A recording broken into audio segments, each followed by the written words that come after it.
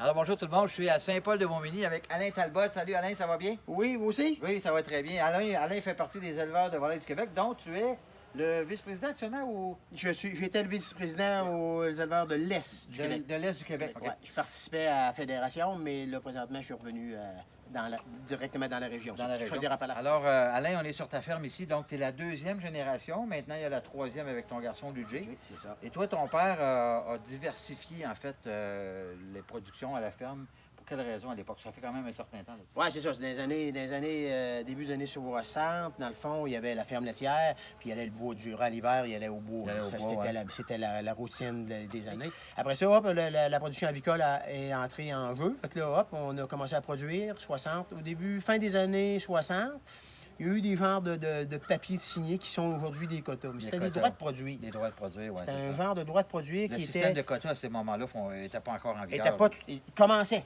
à partir, à dire, bon, ben, vous rentrez tant de poulets, ben, vous allez en sortir tant, mais on va vous les acheter. La question, c'était, on va vous les acheter, les poulets. OK. Parce que tu rentres des poulets, pareil comme le lait, quand tu as le lait dans le bowl tank, je change un peu, mais quand tu as le lait dans le bowl tank, l'acheteur dit, ah, ben là, finalement, j'en ai pas besoin aujourd'hui. D'où l'importance du système de quotas qui fait qu'on gère la production. Et Donc, voilà. sur la ferme ici, vous avez maintenant le lait avec du Ludger Oui. et les poulets. Donc, le mix des deux fait en sorte que ça crée un équilibre d'une certaine manière. Ça crée un équilibre, mais la raison principale, en premier, c'était, dans les années se suivent, mais ça ne ressemble pas au niveau, on travaille avec la météo, on travaille avec la nature.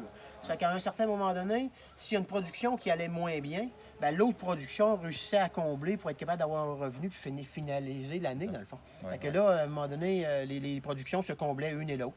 Moi, quand j'ai acheté, j'ai pris la ferme laitière, je l'ai grossi un peu.